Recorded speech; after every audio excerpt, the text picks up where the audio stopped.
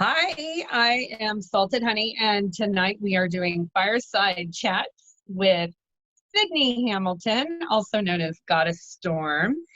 And so we are going to let her talk about herself for a few minutes, and then we'll go into some questions about her life that she hasn't covered. So if you would like to just tell us where you are, where you're from, all these fun things. Okay, well, I'm SIdney Hamilton. I'm known as Storm Hamilton. Got a few little names going on here. We are in West Virginia right now, but I originated from Wales, Great Britain, and immigrated to New Zealand and lived in New Zealand for many, many years. And from there, I went to Sydney, Australia. And from there, goodness me, shall I go on? There's so many. But I'll start back with New Zealand. When I was younger, little girl, I was on television. I was a singer and dancer, and I was on a show called Carrot Top Songbook, very similar to the Disney show. What do you call it here? Mickey Mouse Club. Mickey Mouse Club. So from there, I went to Sydney, Australia. Yeah, I was on that for many years. And I went to Sydney, Australia. And how I got started in the scene, I was singing and dancing on a show similar to Bandstand, but the Australian version. And on one of my breaks from that, I went to Sydney. And that's where I came out. But as I came out as a dom too, apparently. I went to a party in Double Bay, which is a very floozy, nice, classy area in Sydney, Australia. But I went with two women and one very pretty young man. And I had them in chains. Yeah.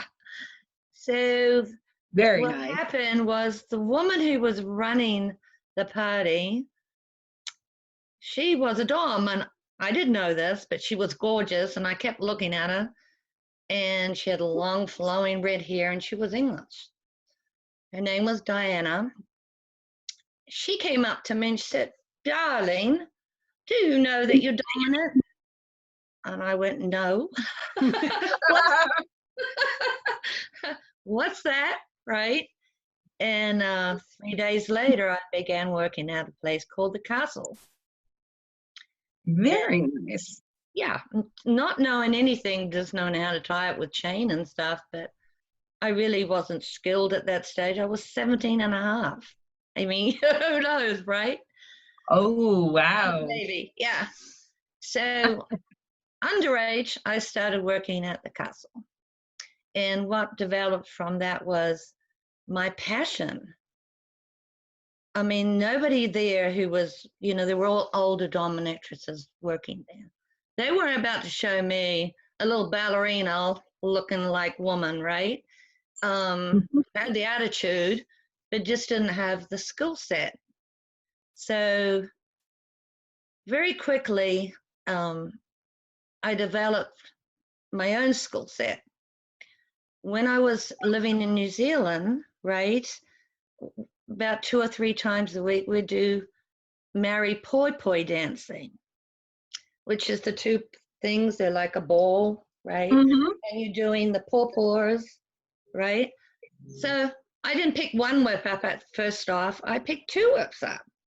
And I started whipping like I was doing with the pawpaws. So that's, to this day, is still with me. I still do that with my whips. Everyone says, "Where did you learn to do your whips like that?" Well, that's what You're like, is there a different way? This is the only way we do this. Yeah, this is the way I do this. So what developed from that, everything that I was doing with clients that were very readily coming from all over the world, because, this was before internet, guys. I mean, this was in the 70s. Wow. Okay. So word of mouth I was starting to get clientele from all over the world. So, and then I was christened Mistress Destiny. Storm Hamilton came in a little later, but Mistress Destiny. So from that, with rope, I just developed playing with it with clients, you know? Yeah. So from that area in Sydney, I was there. And what I would do, like every 6 weeks, I was making a buckload of money. I mean, they paid really well in Australia. Yeah. Nice. So what I would do about every 6 weeks, I would take 4 or 5 days off. I'd go somewhere. You know, I'd go to another continent, wherever my little heart desired. So I was doing that. And, you know, time went by, and then comes around to the late 70s. And I'd heard from some clients there was a scene in San Francisco, right? Mm-hmm. So curiosity kills the cat, right? Yeah. So I took myself to San Francisco. And I found out the underworld, that there was, underworld, that there was a play party. So I went to a play party, and there were a bunch of women there. But they looked at me like I was fresh meat or something totally different to what they were. They were scary. They were dykes. They were really dykes, right? And here's me flying in from Australia. It's like, oh my God. Well, they looked at me and, you know, and it was mixed. So it wasn't just all women. So I actually started playing with a guy, and they were watching me. And then, you know, the guy, the client, well, he wasn't a client, he was just there. He actually talked to him. She's gay, I hope, you know. She's queer, right? And a few of the women sort of like started coming over and talking to me. Well, one of those women was Cynthia Slater, and she was one of the women who started Society of Janice, which is, you know, an amazing group. I don't know if it's still going on today, but it was back in the early day. They did workshops, they had parties, and it was just a group of women. Wow. So Cynthia took a liking to me, and she found out that she was a dominatrix. She found out that I was doing it in Sydney, Australia. And she said, well, I was watching you, and, you know, where did you learn to do your web flower again? The whole story came out, and we developed a friendship. And those were the days where not Patrick Clifford, she was Pat Clifford. And there was Dorothy Allison. There was a bunch of Sergeant Betty and Ruth, you know, Alexcynthia Estudios. It was just a bunch of women that were having a great time with each other. And I became one of those women. So I kept flying back to Australia and making a heap of money, right? It's like, oh, maybe I can stay 2 weeks, and I'd go back to San Francisco and, you know, have a blast, and always Oh, wow. party. Yeah. So that, you know, with that was the 80s. So, you know, I saw Outcast start. I was at Judy's first Amsel. You know, all of them up till I think the last one I went was 2010. But I used to go to them most every year. So that's the tie into, you know, that scene was from that era where I started. So after that period of time, I'd already moved. I was in a relationship with a hot woman. And but in that period of time, it was such a small group of women. We knew each other very well. You know, it was like, because it was, you know, it wasn't huge, but it grew over time. And so let me think, that was the 80s. So I think 89, I decided I want to go to Los Angeles. So I went to Los Angeles and I started working at a club called Club Chateau. And very quickly into that, I was seeing clients again. And all my clients, you've got to understand something, that I saw in Australia, right? That I saw in San Francisco, right? They followed me to Los Angeles.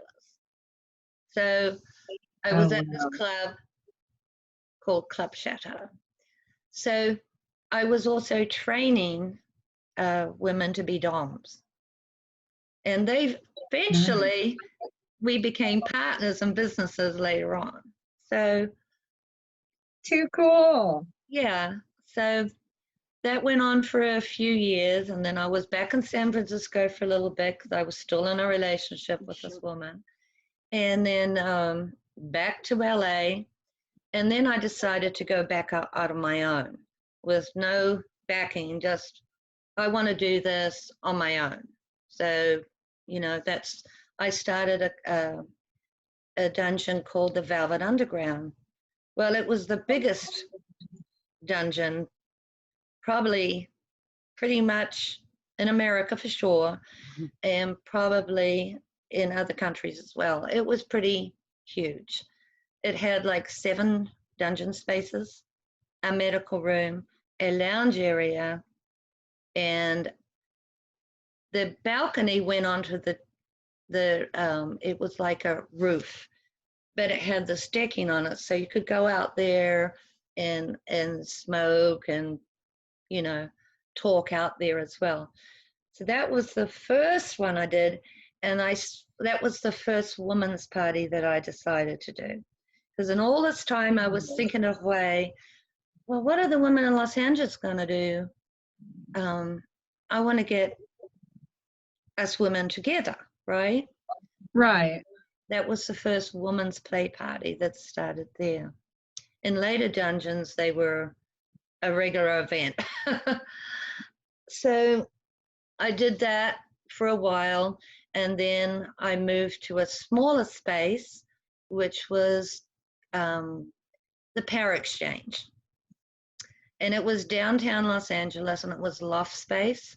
So it had the elevator, you know, the ones that the things come down. Yeah. And we put lots of people in bondage there and bring them up. Yeah. Freight elevator. Yeah. And then I had a smaller elevator where you could, if you want to get a Dodge quick, you could. So that's where the fetish domain, that's where I actually started doing workshops for women. And I started doing play parties, which was a regular event each month. And women from San Diego came, San Francisco, some from back east. And it was big enough where they could stay there if they wanted to in the dungeon. I also had a medical room there. So I did another couple of dungeons after, changed the name, but I stayed in the same place. But that brings me up to like, you know, early 2000. And then I got married to a woman, and I didn't do the scene for a while. So Sidney, I jumped can I out ask you a question? Uh-huh. You were in LA. It sounds like when Drummer was a newspaper, had Yes. you interacted with Jeannie Barney and some of the early writers for Drummer when it was in LA before it moved to San Francisco or after? Yeah, we were a pretty tight bunch all back in the day. It's like, actually, Pat came down, well, she was still Pat. She was working for The Advocate, that magazine. And I used to go to a lot of, you know, events with her. So I got to meet a lot of people, and some from Drummer. I can't recall their names, but, you know, we were all in there together. Viola was there too at that time. Like, yeah. It's amazing how all our lives, you know, they cross over all the time. So, yeah. Right. Part of the story of Drummer back in that day were all the raids on the bars Oh, and yeah. how kinky folks, let alone gay folks, were rounded up, and the people involved with Drummer would collect monies to bail people out. Can you talk about that time at all? Yeah, well, it was a very hard time. You know, like being in that scene, it's like I was working for Club Chateau, right? And I can remember at that time that there was a group called the Red Berets, and they actually came and protested out of Club Chateau. This is when it was in Hollywood. It moved later to the Valley, but they were out there protesting, and they were threatening to arrest all our storms who were inside, right? So we decided that we would do a counter protest, but a friendly one. So we actually went out, and I mean, all the papers were there, TVs were there, they filmed it. There must be some coverage of that somewhere. But we did a friendly counter protest to that. And then when the Chateau moved to the Valley, I had finished my shift and I was walking out with a bunch of women, and we were asked to go back in. They raided it. And, you know, we had to show IDs. We were there for about an hour, but we eventually, they let us go. But yeah, it was pretty hard times around that area, you know, in those times. People were getting arrested. People were, I mean, I can't, how many times that I've had to run and get money, you know, on my safe to help people that were arrested for being in the scene, you know. Yeah, I'm sorry to interrupt you guys. Before we went on to the married story, I just wanted to. Right. That That's was okay. the kind of time where some stuff happened in that place. Oh, yeah. Honey, I'm back on mute. There we go. Well, my screen, I kept freezing up during some of the stories. So when I came back on, I was like, I might as well mute. Wow, you're already the stories you've been telling. I'm like, just sit here and just listen and listen. I'm like, oh yeah, I'm supposed to be asking questions. Yeah, I know. I'm trying to like fit it all in, you know, like I've got this like my riffs. I think it's wonderful. Riffs. But it's like, you know, there's so much to actually tell of my story, you know, before I go into the married thing. I mean, I worked all over the world. Clients would fly me in and put me in the most beautiful hotels for weeks. I mean, one time I stayed in Singapore. I lived there for 6 months. And every day I'd see one client, the one client, right? And we'd go out to dinner and then we'd play for an hour. And then I'd have a limo take me shoe shopping because he was a foot fetish, right? So my days were just lounging around. Who wanted to go back to Sydney, Australia back then, right? No, when I was having such a great time, you know? I had sheep that would follow me all over the world, right? Nice. You know, lavish me in gifts, offer to buy me homes and cars and whatever I damn wanted, but I didn't want any of that. You know, I was making enough. I didn't need for anyone to do that for me. But yeah, and then the UK, clients would come to Sydney, Australia to see me, or Los Angeles or San Francisco, wherever I was, and then I'd go to London and we'd all meet up, you know, and play and have fun and party, you know. I mean, those days, it was just a different era back then, because none of this was done on the internet. This was all done word of mouth, or, you know, phone, you know, very, very different. Yeah. I mean, when I had the Velvet Underground and the Fetish Factory and G-Force, I mean, internet was just sort of coming to that. We all had websites, you know, and we'd advertise in like the dominant directory, which was it used to go internationally, you know, and our photos would be in, and that's how they would find us, you know. So very different times now. It's so easy. I mean, if I had the youth of back then, now, Oh yeah, very different story. Yeah, you wouldn't have time for anything else. no. So No, Nick not at says, did you play with men or women more? Both, actually both. And I played with really top celebrities. You'd all die if I gave you names, but I won't. Wow, Prime ministers, politicians. wow. Yeah. I mean, Wonderful. yeah. You know, I'm going to change names eventually when my book does come out.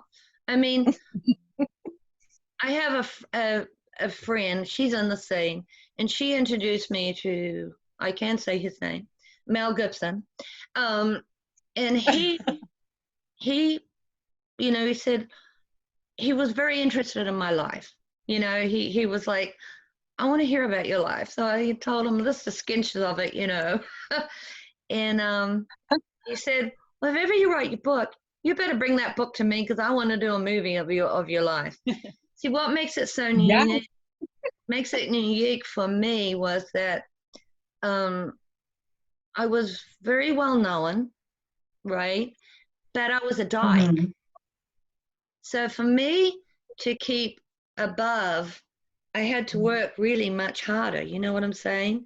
There were a lot of beautiful straight doms out there that some were doing sex and some weren't. Here was me, a little old dyke, right? But I wasn't doing sex, right? But I was very good at what I did. So that carried it. I was very intuitive and spiritual. Some of my scenes with clients, they loved it.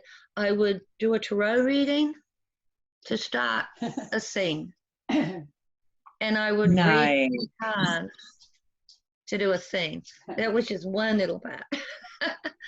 But yeah. Wow. So for me being a dyke in a very straight world at that time, right? To keep up the gamut, I had to work 3 times as hard, basically, on my looks, you know, wearing the makeup, the lashes, you know, the 9 thing.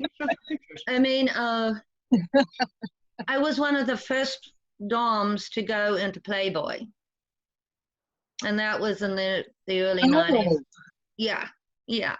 And I also did the movies, Night Moves, the movies. I mean, I was on HBO, I was all this stuff. Oh yeah, I mean, so much.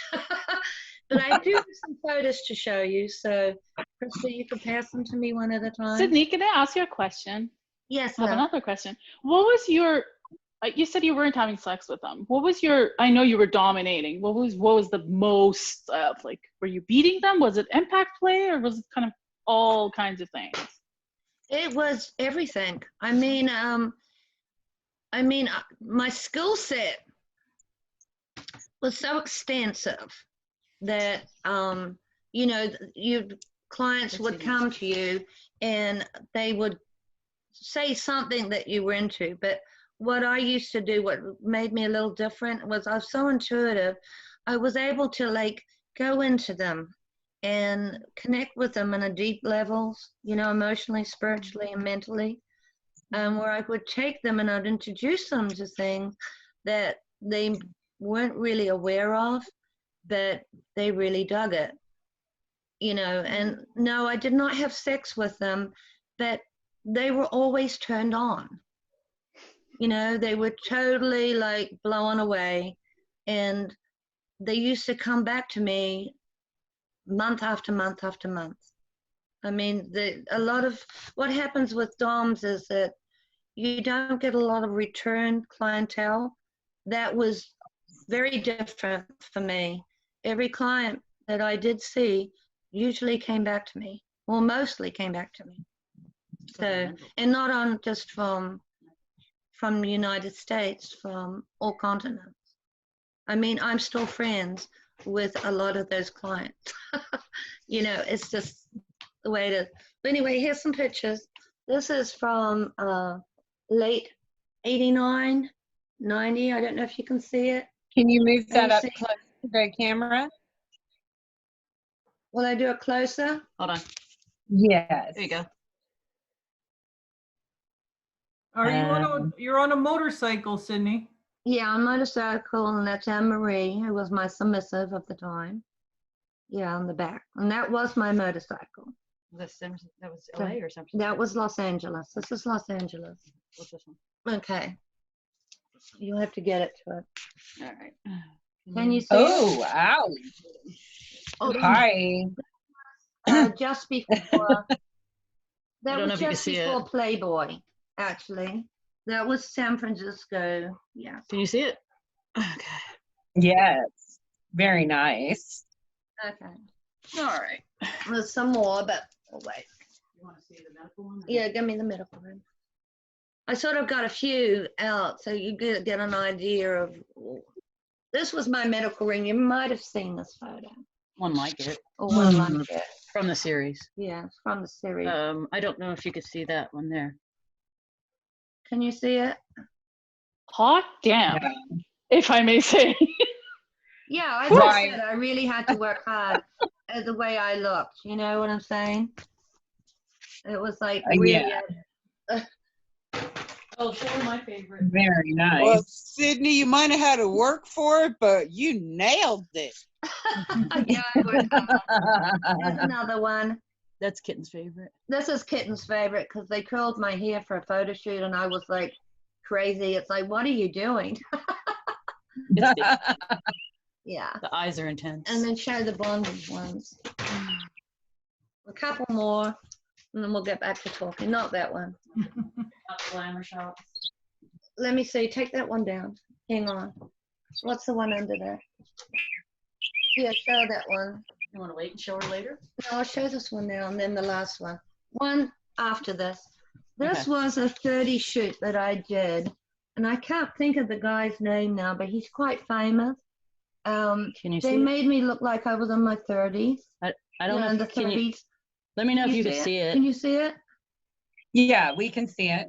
Okay. Looks Yeah, they good. made me look that way so that like it looked like we were living in the 30s. Oh, nice. That was for the smoker. Yeah, the smoke. That was the smoker fetish one. And then the last one. You know, you gotta show Sky. Which one? This one. I said no. That No? one. Okay. All right, last one, guys. Oh, and you'll have to. I can't even see over this one. Yeah, I like that one. That one's pretty cool. that's cool. Yeah. Oh my I'm gonna- goodness. Yeah, Sidney, Yeah. you've got to do this book. I'm like, I want to read it tomorrow. Well, I'm forgetting a lot of stuff too. It's like it's really hard when you're gonna like tell what you did, and it's like there's so many intricate parts to that you can't possibly, in 1 hour. It's like a memoir. You've got to do your riffs and you Yes. just sort of go along and check a few of them off. But to actually, to write a book, I think is easier because you just go blah, blah, blah, blah, blah, but to fit so much into so little is a little harder because there's so many parts to it, I mean, nobody knows that I was on the board of directors for the Los Angeles Gay and Lesbian Chamber of Commerce for 5 years and held 3 positions. I mean, that's bizarre, right? And I was involved with Quadro University, which was an entrepreneur university for people that wanted to become entrepreneurs, I was a broker for real estate and did really high-end stuff in New York and in Beverly Hills. Plus, I was a transfer specialist, which I meant I sold businesses. I mean, apart Ah, there's so much, to cover. So oh my goodness. Yeah, it sounds like it. Oh my goodness. Yeah. Just all over the world. And sometime when we're not on camera, I'm going to ask you some of the ones that I suspect. okay. And I'm just going to go, don't say yes or no, but you can blink. Right. You'll be blown away. I mean, the few people that know, they go, really? Yeah. We'll just play some of this. Yeah. So, Maybe next campfire. Yeah, there you go. When I'm caning a Little League in a onesie. So you're with your girl, Krista, now. Tell us a little bit about your history there. Okay, so our history started way back in 1990, actually. There was a woman that worked at Club Chateau that I was training to be a dom, and she got involved with Krista, right? So anyway, her name was Angela. She went by A, Mistress A. Okay, so she was bi, and she had the hots for me. So she was submissive to me, but dominant to Krista. Go figure, right? So anyway, but she was gorgeous. She was absolutely gorgeous. So she gave me Krista.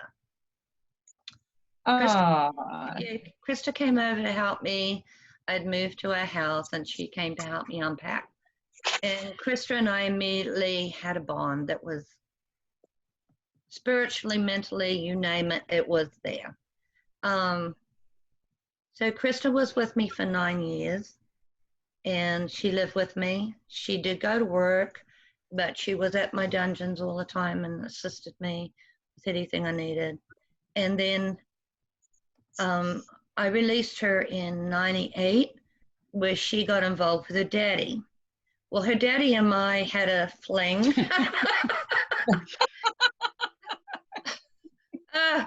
And we had a thing for a bit. And so Krista had her goddess back. I had bookends. And she had her daddy. So anyway, I goes about my life, and she's with her daddy. And then over a year ago now, her daddy died. So she called me a week after her daddy died, and we connected, and I was real worried about Krista because she was emotionally just distraught. So I said, I'm coming to visit you.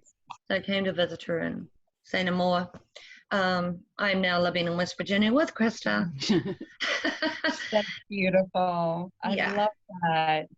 Yeah. And so we'll see. It's funny how our lives intertwine a little bit like that, and that you were able, and that you all were able to circle back into your dynamic now. Yeah, and it is because it's like at one stage when I was living in Los Angeles, I had Krista living with me. I had a male slave living in the back part of the house, and I had 7 women living with me that parents had thrown them out of the house, or they just lost their way. And I actually had 7 of them living at my house. And they were into the scene, like barely into the scene, but they were into the scene. So I was like a mother hen to them, taking care of them, and making sure that they were okay mentally and emotionally. Because they'd been through a lot. One was living on the street, and another one, her parents threw her out of the house because they found out she was gay and she was kinky. So,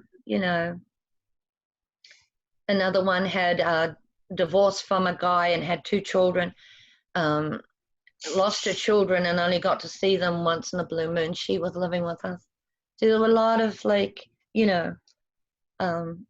that going on too. So, I mean, there's too much to tell you. Right? No, I love it. Look at how many lives you've come in contact with. Yeah. Just bounced off of all of these people's lives. And it'd be, if you were able to stand back and see that ripple effect, how overwhelming that would be. Well, yeah, and it's like when I got married, it's like we started off as a DM relationship, I guess, and then it just totally did not go there. And a lot of the stuff that was out there on the web got deleted for me. So, people looking me up, they couldn't even look me up anymore because, she wanted it gone. And, so I went through a marriage that was good to start with, but was very emotionally devastating for me. So I still did Dom work though with Mistress Mira in New York. and then I went into the real estate. So that's when I sort of got away, and I was gone from the scene for, I guess, about 11 years. And Oh, wow. Yeah. And after I actually did get away from this person, who they voted for Trump. Yeah, hard. So, I eventually found my way back into, I was living in Florida at the time, but there wasn't a lot there, but yeah. But I tell you, I come to West Virginia to be with Krista, and then it's like, woman of drama. They were having a meet and greet at, what's the name of the house? Clifton. The Clifton. And Krista, me, and Boy, I had a boy at the time, we decided to go check it out, right? Oh, cool. Go check it out, and Tony and Fidget's there, and we just loved the people. We just loved it, and was like, okay, we go to Ramblewood. We jumped in that bed, remember? I couldn't believe my eyes when I saw you at the Clifton Pleasure Club, Sidney. I was like, yeah, you were there. Is that who I think that is? I know. And well, you see, the nice thing about it, Glenda, nobody knows me too much now, right? So I can sort of like go in and out quietly. Oh. I thought it was really ironic, and I'll share this little short story with you guys. I had to ask Sidney recently, Sidney, did you and I flirt online years ago? Because when we were flirting online years ago, I really didn't believe that she was real. I'm telling this to Sidney for the first time. She was too gorgeous. She was too talented. She had too much history. I thought, this has to be somebody impersonating somebody.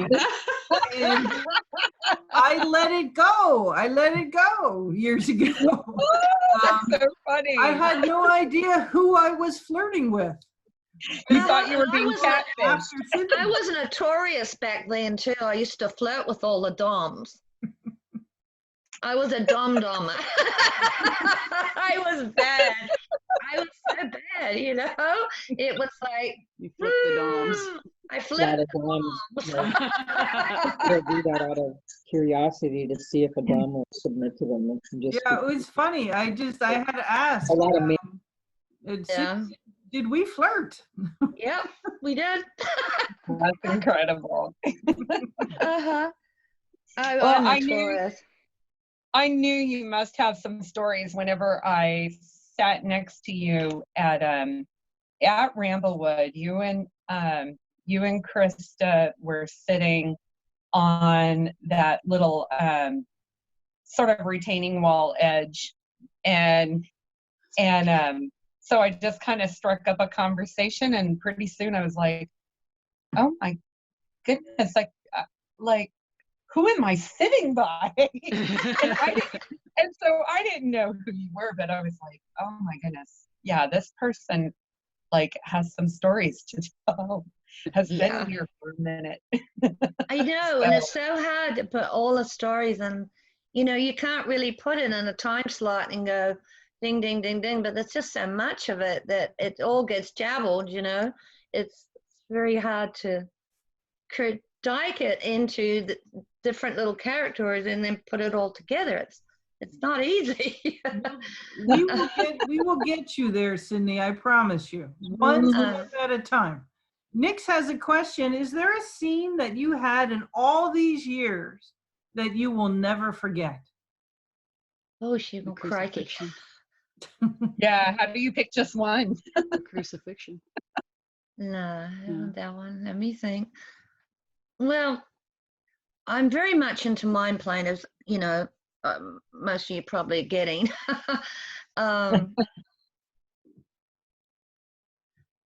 Okay, well, this is role playing and mind playing. I actually had a priest once. It sticks out. It sticks out. Where he wanted me to convert him. I was a fallen angel, and he wanted me to convert him into being kinky. Sort of a prince of the underworld.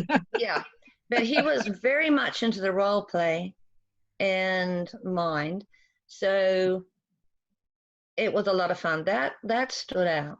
That stood out a lot. Basically, most of my scenes, I generally get in days before with getting somebody's mindset. So that's a very much an integral part of me. And then I seduce you. I am a queen of seduction, and I'll get you any way which I want through my seduction and my mind. And then the skill, that's just throwing in, you know. Yeah. And everybody, it's really funny because everyone will see me play and they think I'm really, really mean. I'm not. I'm not. Unless you're mean, unless you want it mean. And that's a whole different story. That if, you know, I mean, I'm very versatile. I'll go along with basically mostly everything, but I'm not as mean as Krista makes out to be. So Nick asks, is there anything that you won't do in a scene? I won't play with scat. Yeah. Yeah. And I'm very choosy with blood. I really have to know somebody's history. I mean, I'm very skilled at needle play and all that, but yeah, I know I like to, if I'm playing with blood, I like to know. I also do scalpel cuttings. Ray Lynn taught me how to do it. So that was way back in the 80s. So I like to do scalpel cuttings, and but I do it in a spiritual way. Another story. But yeah, I'm very cautious with the blood. Yeah. But scat's a big no-no. Travel the world. Where do you want to go back to? Oh, geez, Louise. Let me think. Well, Hong Kong was fun, but the scene wasn't that big. I think UK because, okay, the UK, there's a lot of folks, women, very powerful women that are into the scene. And quite a few of them are my friends. So I've always had an absolutely amazing time when I go to the UK. Sidney, I would imagine with your history that it is quite possible you could pull off a scene in the middle of Stonehenge. Can you please put that on your bucket list? Yep. That'd be fun. I like that. I want to do that. In fact, I feel like Sidney, that. I'm going to remind you, Sidney, we talked about going to the UK together in the fall. let's say Yes. everything's okay, and there's a spiritual person in that area of the world that we need to connect to. Oh, So yes. it is not, and that person I don't believe is that far from Stonehenge. No, she's not. See? That Speak it into not. existence and it shall be. Yeah, absolutely.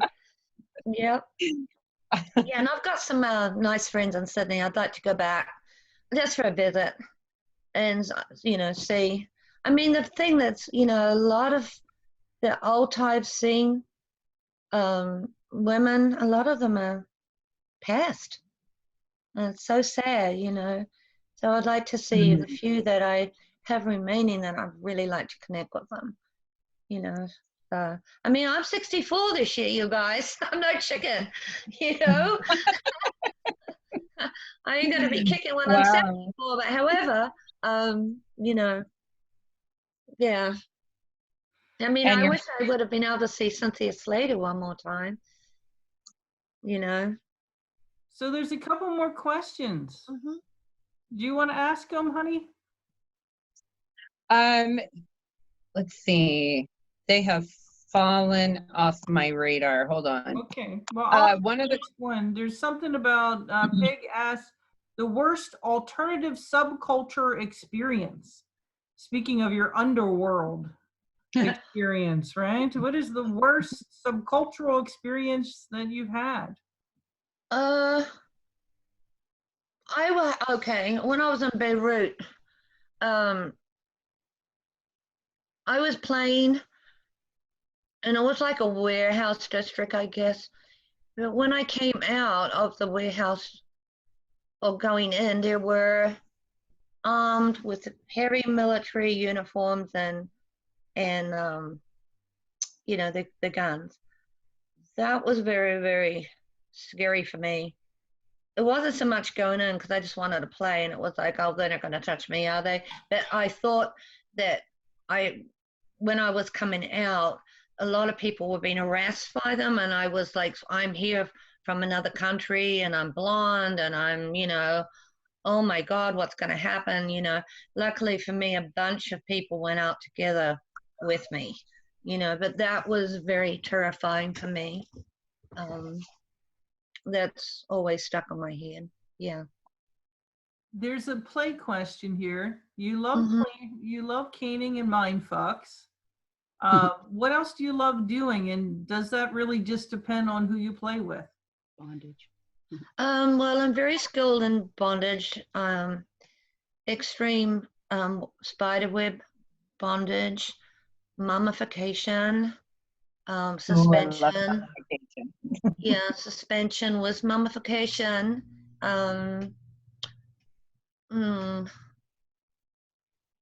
Or any type of bondage, but whips, I'm very skilled with whips. I really enjoy playing with whips. Canes, of course, but that's, the English in me. Electricity. I'm about to approach Ally, how do you get his name? Ellie, what's his name? The one who does the cupping. Oh, Eli. Eli. I'm going to ask him if he'll show me a little bit more into the Fireplay. I used to do Fireplay with my hand, but I'd like to learn a little bit more for that, because you're always learning. Doesn't matter if you're all these years in, right? I mean, you're always learning. I'm always looking out for better to skill set myself. So I want to learn a little bit more with that. I have done that, but only without seeing on my hands. So that I want to do. What else do I do? Oh, needle play, of course. Medical. I actually had a client come for me 11 years, and he was a doctor. And his name was Limp Dick to me. I called him Limp Dick. But he was a doctor, and he actually showed me how to stitch, a pile of stuff on medical play. So what else do I like to do? I like knife play. Abduction. Well, abduction goes well, yeah. I mean, it's just so much. I can't even think.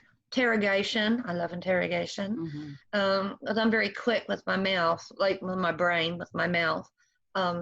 Humiliation. I can do that. Degradation. It's not one of my faves, but I'm skilled at it, so I can do it and take you there safely and return you safely. And that's another thing. Aftercare and all this, people really, if they're playing, you really need to know how to bring somebody back. As people go really deep, you know. I don't know. Basically, I think I've tried everything. So, So, Sounds like Sydney, it. yeah. Sydney, another question for you. Mhm. How do you describe, let's just use right now and where you are right now, because we all evolve, right? So how would you describe your dominant style? Mommy, handler, master, grand poobah of the universe? Well, I'm not a mommy. I'm not a mommy. I am caring. I can be caring. Daddy. I'm a daddy. I'm a sir, ma'am. I'm a mistress, of course. A goddess. I mean, that's a fringes. Krista actually started that, the goddess thing. How I've evolved, I don't take things as seriously as I used to. I have a lot more fun now that I'm not doing it on a professional level. And my private life now is very important to me. So going to Woman of Drummer, the contest, having fun, playing, laughing a lot, you know, talking to Judy and Vi and everybody who's got the history. You know, our paths have crossed so many times.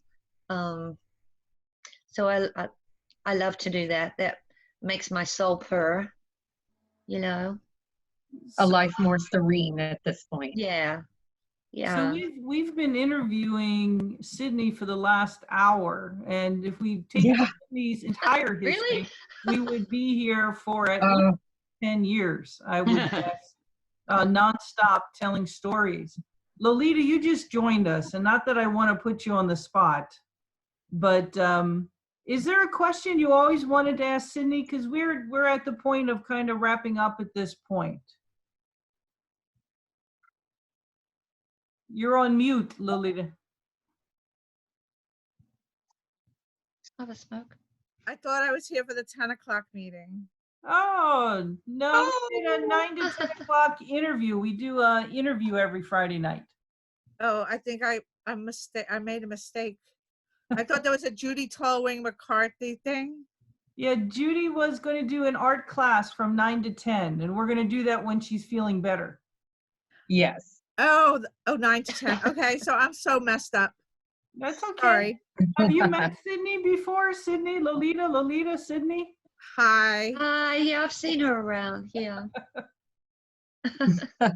Any last questions for Sydney as we wrap this up? Honey, you're the title holder. How would you like to take this home? Well, I mean, I'm kind of the same mindset that I could just sit here and listen for more hours. But as a quick, just tell everyone how they can find you if they'd like to follow you on Facebook, FetLife, or etc. I'm just on Facebook under Sydney Hamilton. So, Okay. yeah, I mean, you can email me, but I'm always on Facebook, and you can always find me with Woman of Drummer. True. Well, Sydney, thank you so much for joining us, and I'm sure we'll have a few announcements here.